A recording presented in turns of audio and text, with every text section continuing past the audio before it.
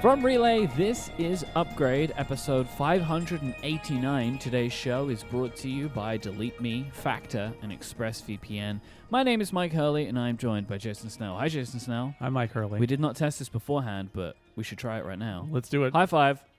Yeah. Because we are in London, baby. Well, That's I right. always am, and so is Jason I'm Snell. here. Surprise. Yeah. Surprise. I have a Snell Talk question for you from Darren, who wants to know, Jason, what do you enjoy most about life in the UK? Well, I've only been here for like 5 days. So You're living here now. That's the surprise. guess- Surprise, he moved. Oh, no. Well, if they shut down my flights, then maybe I'll just have to stay here. Surprise. I don't know. I would say this time being in London, I'm reminded of how nice it is to have functional, albeit occasionally delayed, public transport to get me from place to place. I've been zipping all around. Just, taking trains here and there. It's really nice to be able to do that. A lot of free museums. That's also pretty nice. The basic, I think they're all free. Yeah. See? Not bad. We don't have that. Yeah, you just walk. We went to a museum yesterday. We just did. strolled on in. Mm-hmm. No problemo. No. So that's what you like, museums and travel? Transit. Yeah. Yeah, I don't know. What else? What should I... Me? What else? Well, sure. Yes. The thing I enjoy most about life in the UK Is that I'm here. is the existence of Michael Yeah, Hurley. he is Yeah. here. So thank you, Darren, for that question. I guess we'll talk about it right now. You've been here for a week now, basically. Yeah, this is my last day. I'm going Yeah. back tomorrow. So this is just a little trip. Little trip for fun. Little trip for fun. I used to travel a lot for work. Yeah.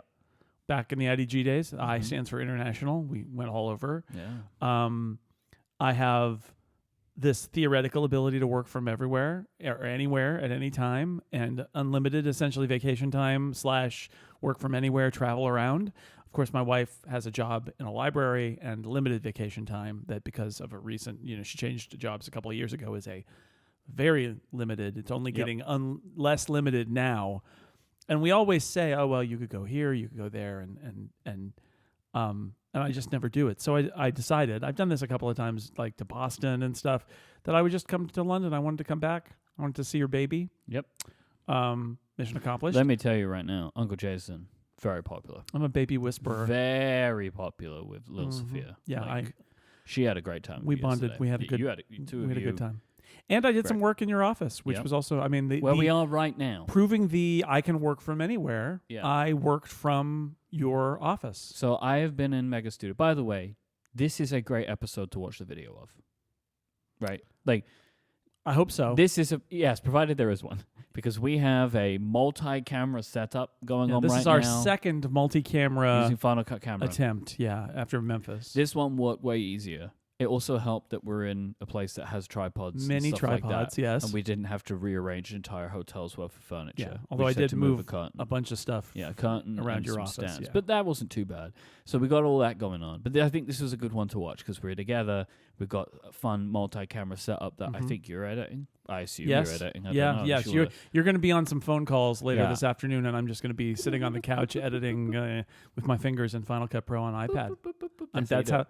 Yeah, I turn those off because I don't want to hear the boop, boop, boops every time I touch the screen. It's a really weird feature in Final Cut camera. It makes that noise. It makes Star Trek noises. Yep.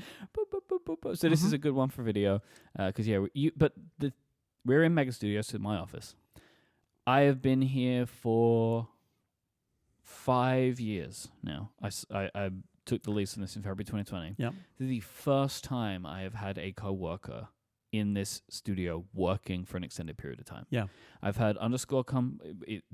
Underscore is a fixture of the Upgrade live from after the iPhone event because he's just over in the corner downloading Xcode or whatever. Right. So I've had him here. He came by. When I was here. Obviously. But for me, this is like I was here Wednesday afternoon. Yep. All day Thursday. Yep. All day Friday. Yep. All day today. Yep. We have been co-working. Co-workers, yeah. Co-working. Mm-hmm.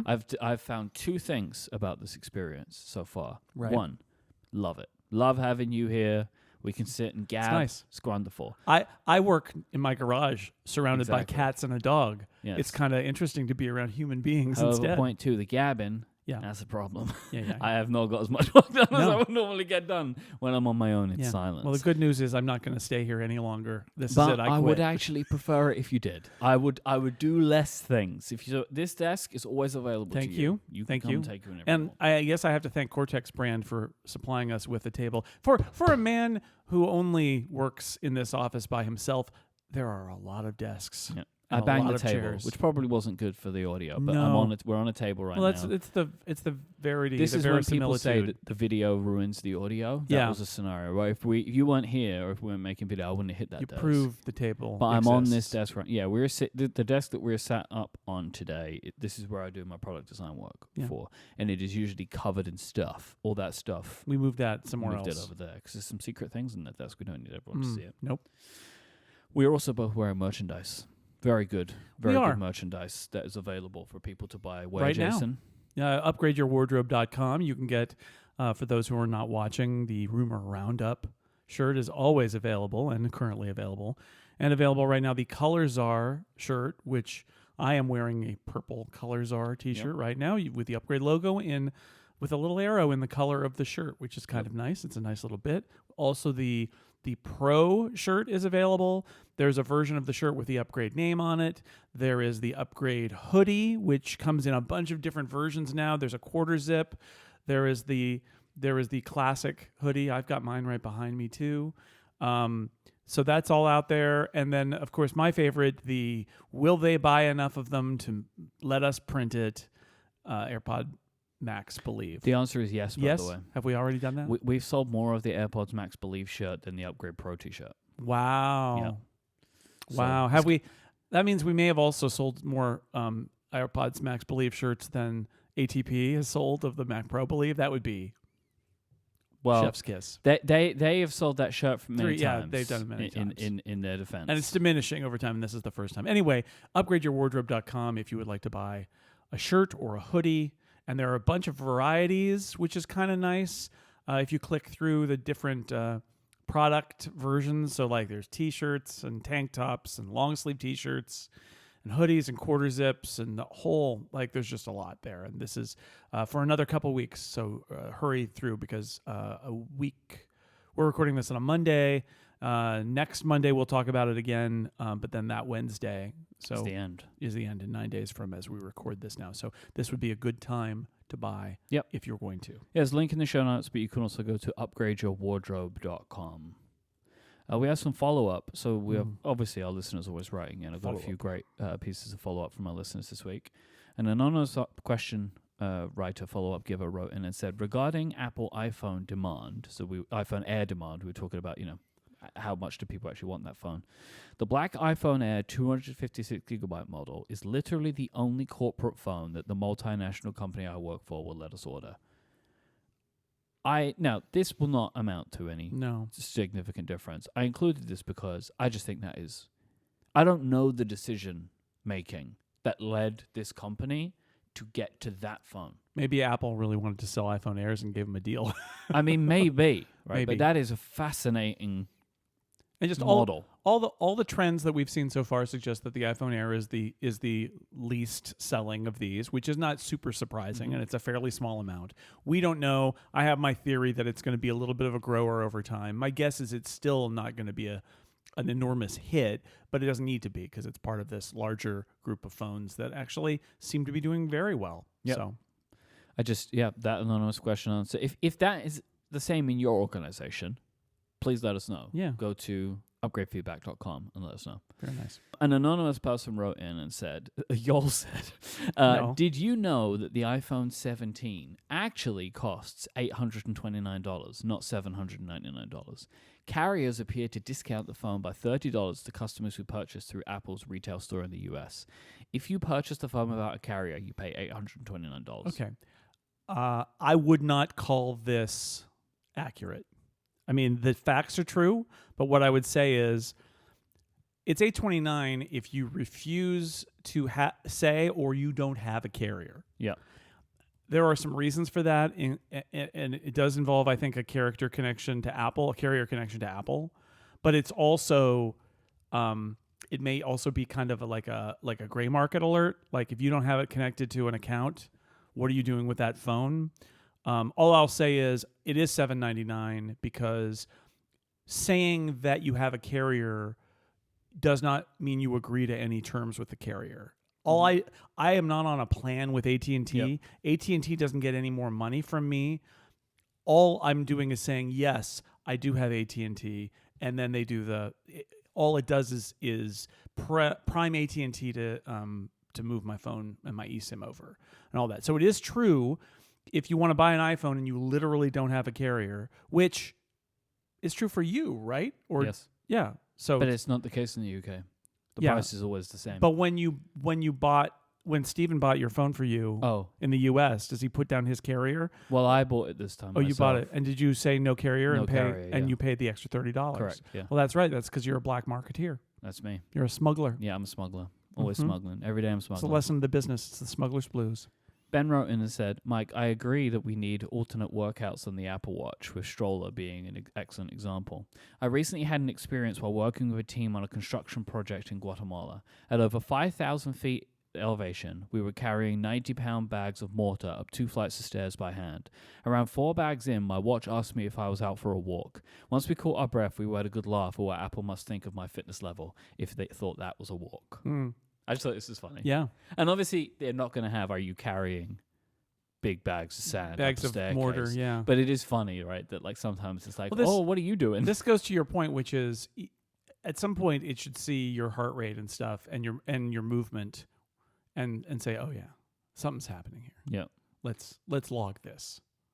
And I guess it does log it, but it doesn't count it as a workout. I don't know. Because that's the other thing is sometimes you get really focused on, I got to put this in as a workout. But like, if you don't put it in as a workout, but you're also exercising, you get the credit. It's a little different, but you basically get the credit. I've done that where I've been doing something ridiculous, and then I look at my rings, and they know, even though I never said a workout, they know what was going on. You wrote a little blog post about your holiday lights, which is a thing we've spoken about before in Upgrade Plus. Yeah, so I wanted to, for those who didn't hear Upgrade Plus, episode 535, a full year ago. Who could forget that gem? A listener sent me a note on social media and said, hey, where was that story about your holiday lights? Because I'm looking it up. And I looked at 6 Colors and I thought, oh, did I never write about that? And the answer is yes, I told that whole story on Upgrade Plus and then failed at the key in my career cycle of content, which is you write it, you talk about it. You talk about it, you write about it. Yep. You get kind of everything you can out of it. That's the idea. So shame on me. I didn't do that. So I wrote a blog post that's up on 6 Colors now that everybody can read because we're not in Upgrade Plus right now. If you didn't hear about my permanent holiday lights that I installed last year, I wrote about it this year, and that's on the site. And then I just have a little side story here. Yes. Which is, in order to write this a year later, one of the things I did is I went and found our conversation from Upgrade Plus 535, made a transcript of it, fed the transcript of that segment into Claude, and said, write a blog post in the style of 6 Colors based on this podcast transcript. Yep. And what I got back was a perfectly serviceable article that was mostly accurate, describing what I described in there based on my own words in a voice and a tone that I would never have written the article in. Yeah, there was some non-Jasonisms. But as we noted, part of the problem was this was the both of us having a conversation. It was mostly me telling a story, but you were in there. Polluting it. You were in there. You would have had to get a co-byline. It would have been by me and you and Claude. Our friend Claude. Good old Claude. Good old Claude. They, them, it's. It's Claude. Let's not personify it at all. It is our Claude. good friend Claude. It is Claude. I think even it is our friend. It would be a personification, right? Would be what? A personification. It. Yeah. Well, no, it is okay. I think it is what you go for an AI because it's not a living being. It's an it.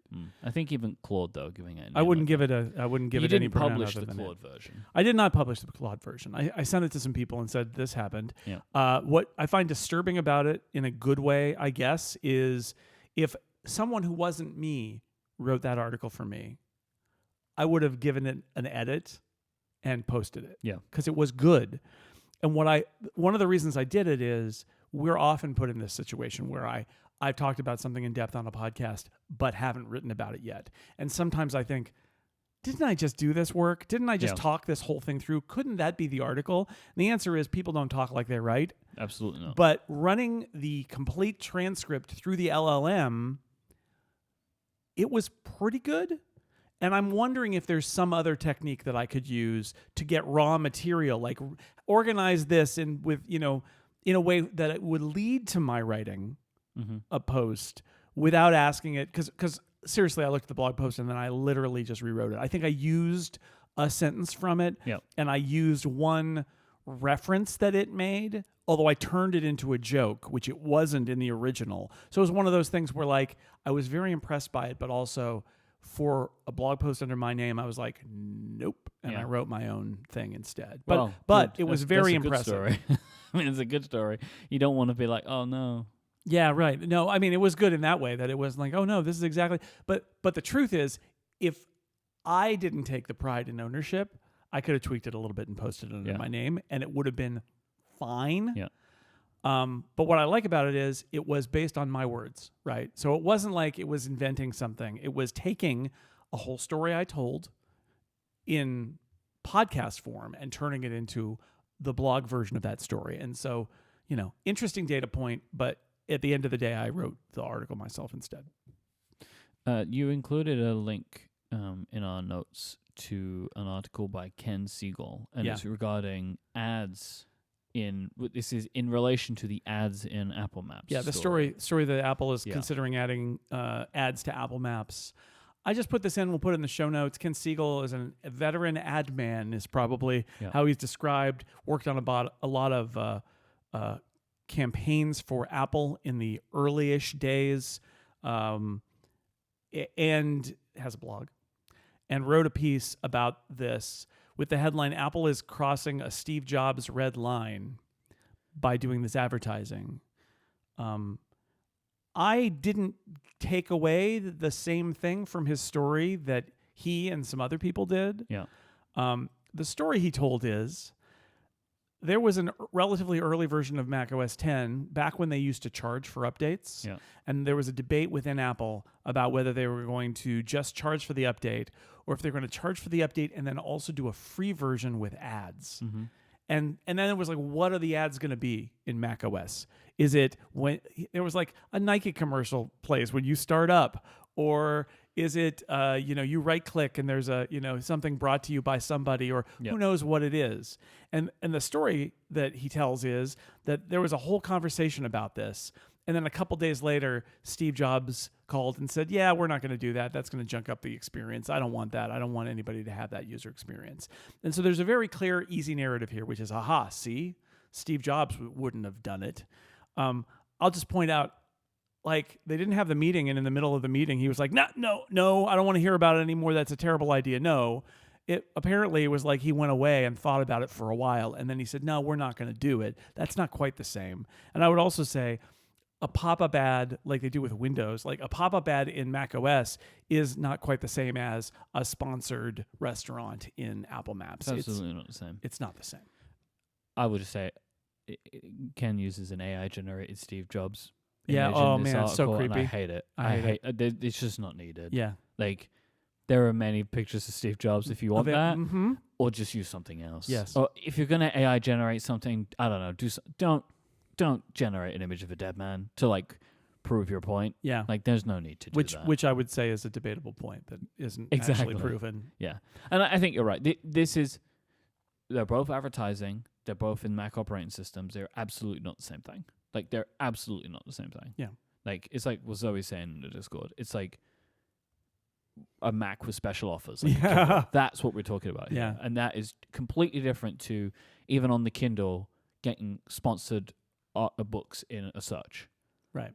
That on the Kindle is incredibly different to having a display ad on the home screen of your Kindle. Yeah. This feels like a relatively weak way to try and do a gotcha about Steve Jobs would never. Yeah. And I think the truth is, here's a little very slight hot take. I think there's lots of Steve Jobs would nevers that Steve Jobs would totally. Steve Jobs just didn't have the opportunity. Yeah. Because these are things that came after. Yeah. To say would never, Steve Jobs liked money. Yeah. Yes. He liked money. Yes. He liked user experience too. And I'm sure there are things that Apple does that Steve Jobs would never. Yeah. I also think there are a lot of things people say Steve Jobs would never that Steve Jobs would totally do. Absolutely. We mentioned this last week when we were talking about the Apple results that you were going to put together a set of charts for Apple's fiscal 2025. And I did. Because you can compare it to previous years and that's essentially, it's not a chart of the year, it's a chart of the year compared to other years. Other years, yeah. I'm rolling all the quarters together into these annuals, fiscal annuals. And there are a few things that jump out at me from looking at this. So, overall revenue is back to growing. It kind of stalled for a little bit after the pandemic because revenue went insane during the pandemic, right? You could look at the charts and see that. Yeah. And this is now we spoke about this a bunch before. This is almost like the iPhone 6 kind of scenario, right? Where like lots of sales happened all at once for a specific reason, not because that's how it's always going to be.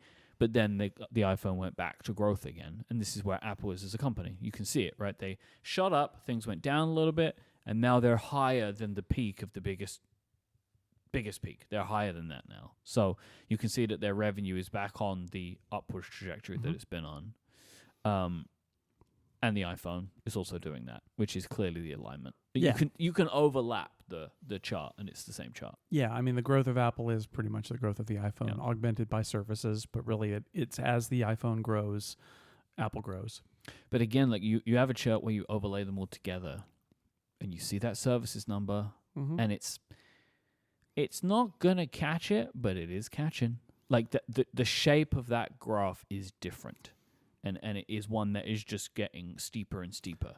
Yeah, when I started doing this chart, the point of the combined chart was to show how far above the iPhone, or how far above everything else the iPhone was. And then what's happened the last few years is now it's sort of like also look at the rise of services, which is separating from all the because 10 years ago it was kind of hanging around with the rest of them down there, and it's not now. It's in its own zone in between the rest of them and the iPhone. Yeah, but it also gets across that idea that the iPhone is just when we individually chart them, they look like they're the same, and they're not. But again, it's like you can actually make the exact. If you took iPhone out of that chart, this would also be an interesting chart of like, oh, you think services is around where the rest of the products are, and oh, buddy, it ain't. It's like 3 times the size. Yeah. So, like, it's very serious, and also wearables. That is the only one in decline. It's in active decline, which is fascinating. Yep. Yeah. Like, what is going on there? I don't know. Like, you'd think the AirPods would continue to be a great success for them. But that doesn't seem to be what's going on. Well, we'll see how the new AirPods do. That's a good point. We have new AirPods. That might tick it up a little bit. Maybe. I don't know. I don't know if AirPods Pro are the driver. Maybe yeah, they are. I mean, I think the AirPods are there and the Apple Watch, and they keep selling more Apple Watches, but maybe the Apple Watches are... I don't know what's going on with the wearables category. It's really interesting. They seem to have, come down off of their high. This episode is brought to you by our friends over at Delete Me. Delete Me makes it easy, quick, and safe to remove your personal data online at a time when surveillance and data breaches are common enough to make everybody vulnerable.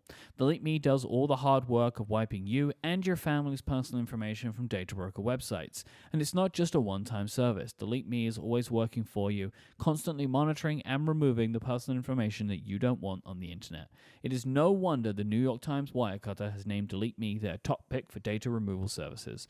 I am a very happy customer of Delete Me. I'm able to give them the information that I want to be removed from the internet, and they go and scour these data brokers and get it removed. Because you can have your information removed from these data broker websites and services, but you've got to know who they are first to even ask. How would me as an individual find the names of these companies? I would not. Delete Me send me a report, and it has a list of kind of like where I am in the process of each of them and the companies that have my data removed me from. And the names of these organizations that house this data, I've never heard of them, and I never would, but Delete Me take care of it for me. Take control of your data and keep your private life private by signing up for Delete Me with a special offer for listeners of this show. You can get 20% off your Delete Me plan when you go to joindeleteme.com/upgrade20 and use the promo code upgrade20 at checkout. The only way to get that 20% off is to go to joindeleteme.com/upgrade20 and the code upgrade20 at checkout. That is joindeleteme.com/upgrade20 with the code upgrade20. Our thanks to Delete Me for their support of this show and Relay. So today, I think actually today, which is the 10th of November 2025, is 5 years from the introduction of Apple Silicon. That's right. Big day. That's right. 5 years to the day.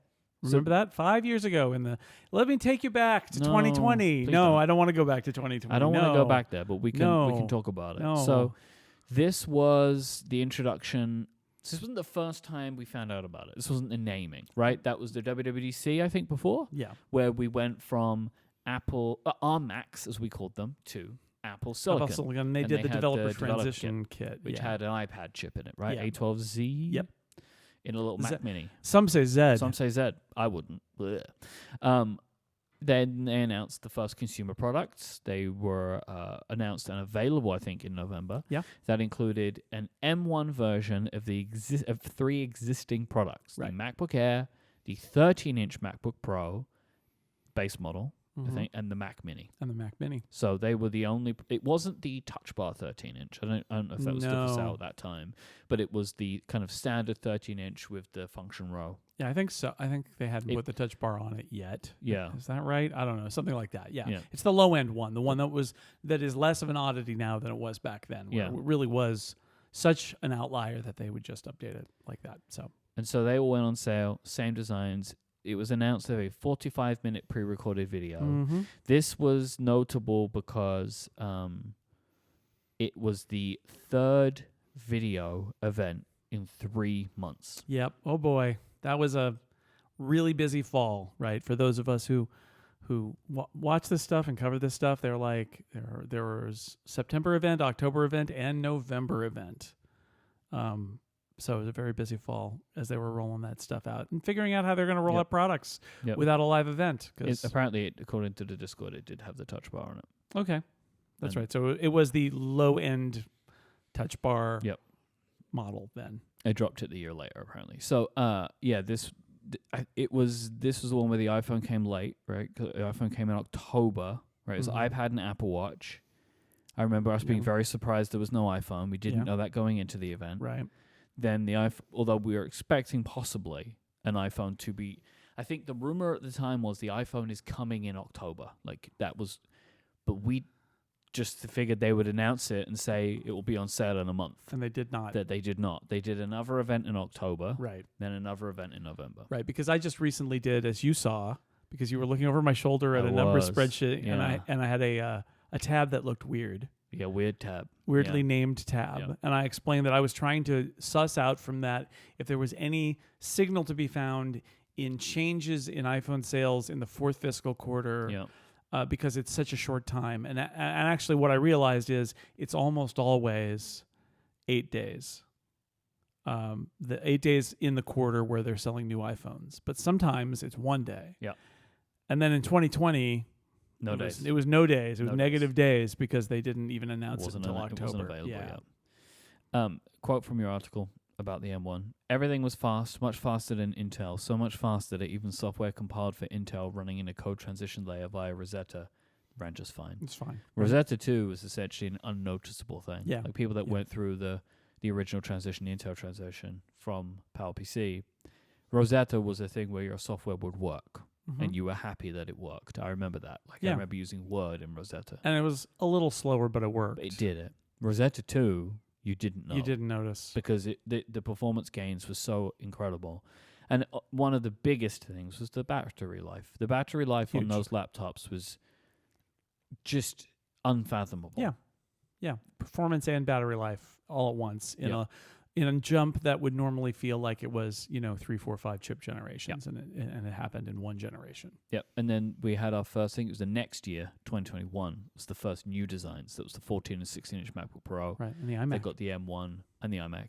Got the M1. That got the M1. The others got the M1 Pro and M1 Max. Yeah. And then they introduced the Mac Studio. Then they introduced the Mac Studio. Was that in 2021? I think so. Wow. M1, Max, and Pro. Right. I guess that was later in the year, right?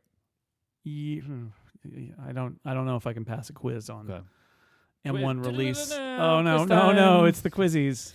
Another quote from the article.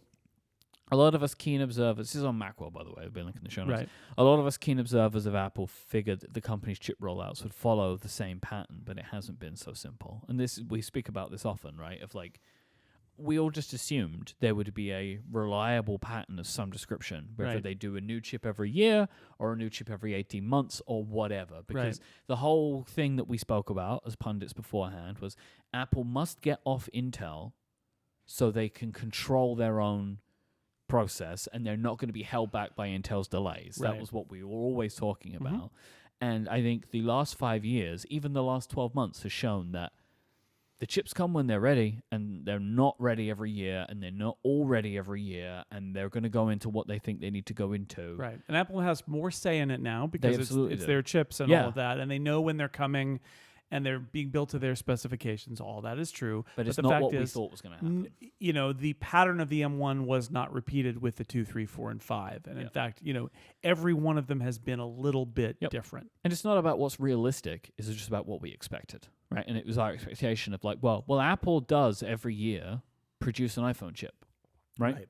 We don't have years where they're like, this iPhone, we just forget didn't. about it. We just kept the same one. Or Yeah. like this iPhone, I guess this sometimes happens. We have the previous one, but it's more powerful. But like every year there is an increment.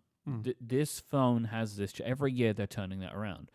But it's not necessarily the same with the Mac. I mean, I guess every calendar year a chip Right. is new, but they're not doing and I actually wouldn't want them to either, right? Like, I wouldn't want every single Mac to receive a new chip every single year. It's just too much, I think.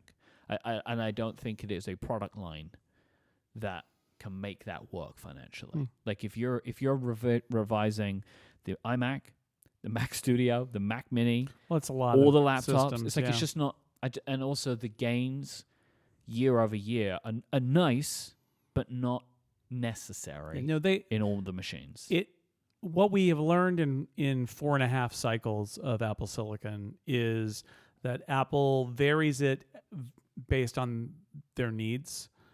And if they feel there's a good reason, so like they've got some systems that only get updated every other year, except if they feel there's a good reason, or they've got the moment to do it. And then they might do it again. So even there, you're like, oh, the desktops will be every other year, except when they're not. Yep. Okay, I guess sometimes that happens. It's sort of however it suits them. The result of all of this, though every generation has its quirks, Apple has managed to not drop the ball after the gigantic leap from Intel to M1. It has been an unrivaled success. I would say the thing, so that huge leap happened, and then the question was, what were they going to do after that? And what they've done is iterate. Yeah. Right. And I did a chart like that, and I posted a version of it earlier too, but it's the idea of like the change between generations. Yeah. And it's like mostly, not every time, it's like, oh, look, the CPU went 12% faster and the GPU is 18% faster or whatever it is. But the net result of that is that the M5 chip is twice as fast as the M1. Yeah. So they are continuing to get really good incremental change. And what I would say, the other thing that we've learned that I think is interesting is they're managing this by upgrading parts of the chip year to year and having a different emphasis. So like they added the AI acceleration to CPUs in M4 and to GPUs in M5. Some years they'll be like, oh, the performance core is better, or the efficiency core is better, or the GPU is better, or the neural engine is better. But I don't think they've ever done it where they've said every single component is new, because I don't think they've got the bandwidth for that. So And it's just not necessary. And it's not necessary. So they keep on moving and keep on updating all the parts, but it's not all at once. It adds new characteristics to the overall Apple Silicon picture, right? And you mentioned it. You just mentioned it now, but you mentioned it in a bit more detail in your article, that like they assumed all of machine learning would be handled by the neural processor that they made. Yeah. But it turns out that the demands of machine learning changed. Yeah, so many people write on GPUs They're like, oh, geez, we gotta do that too. The neural processor continues and it handles tasks that Apple needs and some developers need. Some AI stuff needs much more power on CPU or GPU. And so they adapted the GPU for that. Where and I also think, I mean, look, it is clear that team that I believe is led by Johnny Cerrucci still is an absolute powerhouse inside of Apple. Like, they are producing at a level that is potentially unparalleled inside of the company. Yeah. Like, they seem to be able to adapt quickly, and they are producing work that is the envy of the industry. Yeah. And every time, it seems to me at least, that people count them out, they prove them wrong, right? But they're like, oh, you can't make the GPU work like this. It's not going to work like this. Oh, it does. Well, all those worries we had. You can't make sorted RAM work. That's not going to be good for the user. Well, it turns out it is. Yeah. Because you won't be able to get enough RAM in a Pro system. Yeah. That was a big one. Yeah. I was like, how are you going to get the GPUs and the RAM in a Pro system? Can't do it. They did it. No, they did it. It's fine. Yeah. It's like you know what they did? Fine. They just sewed two of them together. But it doesn't matter because they built their chip so that can work. Right? Well, like, they're doing it. I'm glad you like that article. I wrote it over there. Oh, is that what you did? I That's nice. wrote that article right over there. While we were co-working. Yeah. The original M1 MacBook Air, though, that machine from 5 years, which I would say that is the hero machine of the M1, was the MacBook Air. For sure. That was the one that probably, definitely sold the most because it always does anyway. Always. That product you can still buy today in the year of upgrade 2025. Yes. You can do that. Yes. And they're still making it. Roll on into Walmart. You could just or go buy pick it on one up. Walmart.com. Yep. Mark Gurman confirms the low-cost MacBook rumors and says it will come out in the first half of next year. So this is something we've been talking about a bunch. Yeah. Ming-Chi Kuo had it for years. Yeah. But I think in the last few months, it's really started to pick up steam. In June. Because they're being made. Ming-Chi Kuo talked about it. Digitimes broke a story about this in 2023. Yeah. So 2 years ago, a little more than 2 years ago. And then Kuo was like, yeah, this is happening either second half of this year or first half next year. And then now Mark Gurman has said it is happening. Here's the code name because he loves a code name, and it's going to happen first half of next year.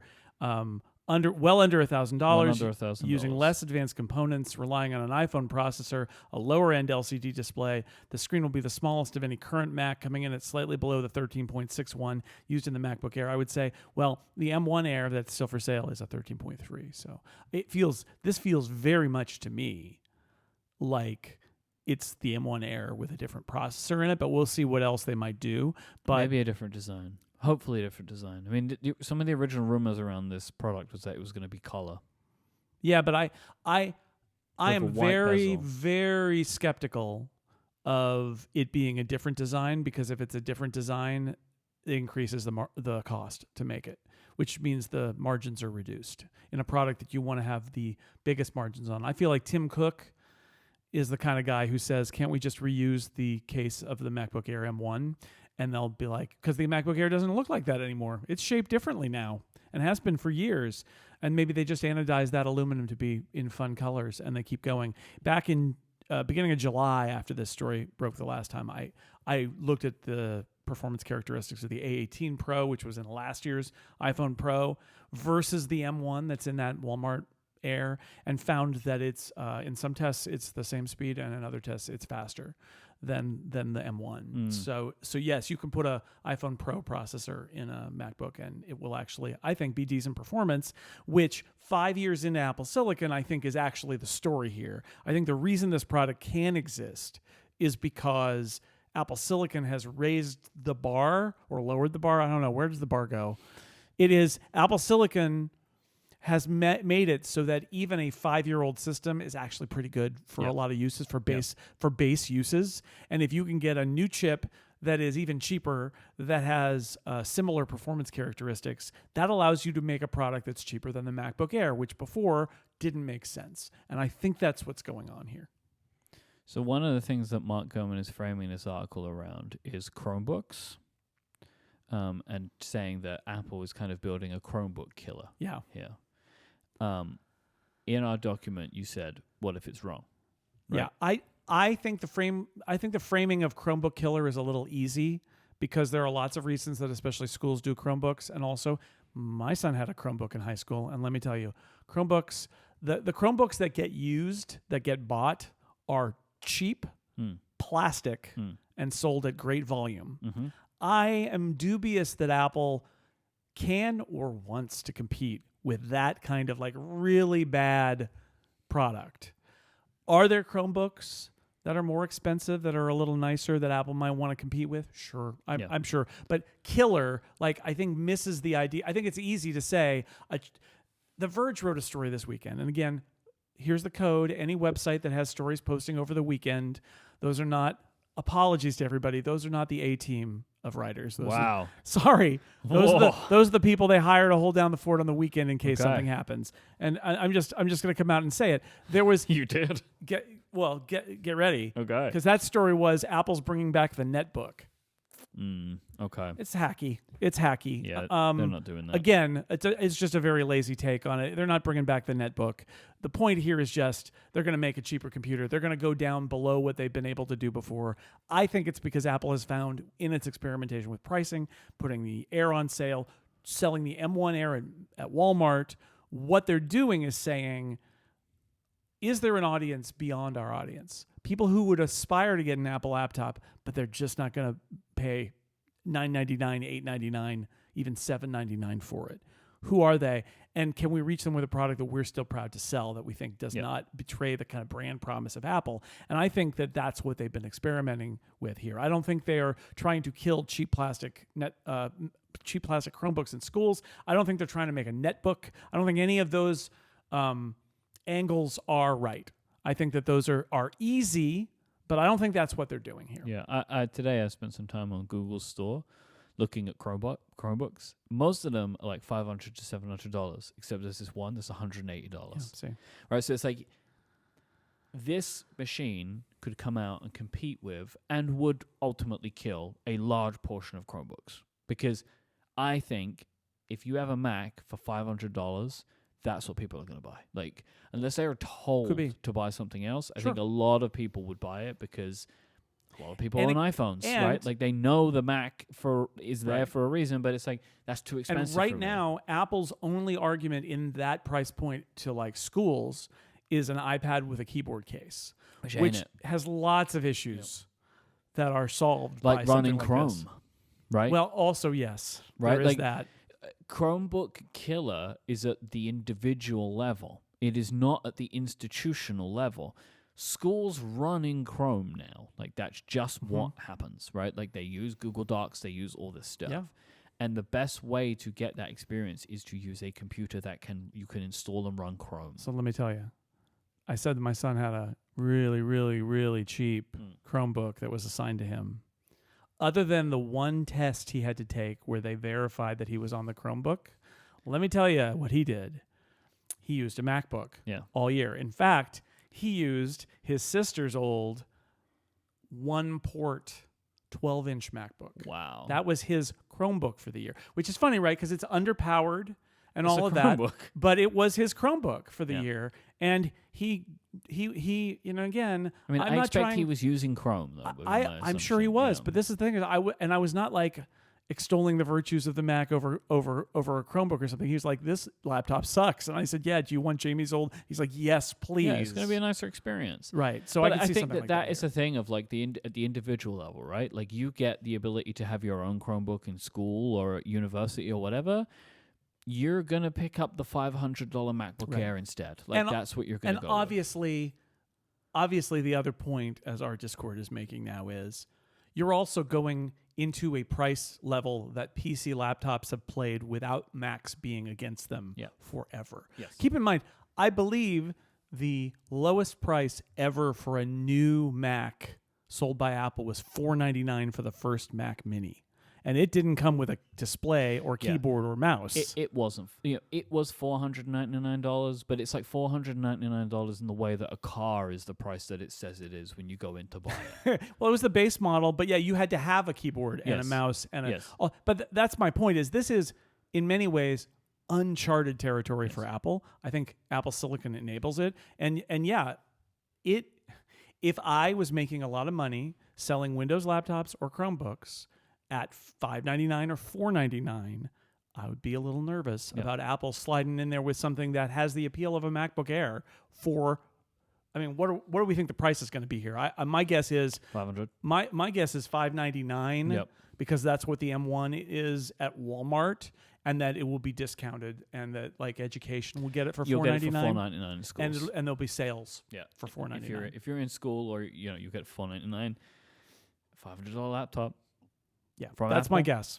That's Mac my guess. OS with what will be a very competitive chip, even And in the iPhone chip. Our audience is very techie, and they're very particular, and we love them. Right? As are we. We love, as are we. Yeah. We love our listeners. And one thing that I've heard from some people is like, well, yeah, well, what are the upgrades like? Because so many of Apple's products are like, it's priced at $999, but you're going to want the 11, especially our audience. You're going to pay $11.99 or $12.99 for that MacBook Air because you're going to want more storage. You're going to want more memory. What I would say is, I don't think this thing's even going to have an upgrade path. I think there's going to be one SKU of it. It's going to be enough RAM to do basic, to do Apple Intelligence, but no more. It's going to be, I think that A18 Pro can only do like 8 gigs of memory, I think. I mean, probably. But this is what it's going to be. It will may even only be a 1 SKU, 2 SKU laptop, and the only difference is storage. Right? or color. Or color, yeah. I don't even know if storage, but maybe. But this is my point: is it's not meant to be customized. If you want a better computer, the MacBook Air is there. They don't want to kill the MacBook Air by having everybody abandon it to go down to the $599. And so it's going to be extremely constrained about what it's going to be. That is part of the whole point of the product. That is the point of it. Yes. And what do you think about the possibility of them not selling it on Apple.com? It's just like a thing that's popped into my head. Because obviously they only sell the M1 at Walmart. I feel like if it's a proper Mac, I think they will. Yeah. I could see a scenario. So first off, they tried this with the eMac, and people demanded that they buy it in other channels, and so they would, at the very least, they would sell it on their education store. So I imagine they'll sell it everywhere, and I imagine it'll be in the channel. That's just my guess. I don't think they're going to try to hide it. I don't mean that, but I just wonder if like it's so maybe it's like so, and this might be the Chromebook framing of like it is a purpose laptop. I think it's more like it. The advantage of selling it on Apple in some ways is now you can say that the MacBook line starts at $599, and then you click through and you're like, yeah, I'm going to get the MacBook Air, right? Like, and I guess at that point it's like the Mac starts at $599. You can get a laptop or you can get a Mac Mini. It's up to you. $599. One more thing I'll throw in here, which is the iPad. Base model iPad, missing a lot of stuff all the iPads have. Yep. Fun colors that nobody else has, because who wants fun? You can have money or you can have fun, I guess. Those are your choices. What are they saying? I don't understand. I could see a parallel here, right? This is like the equivalent of the iPad, which is why it probably will just be the MacBook.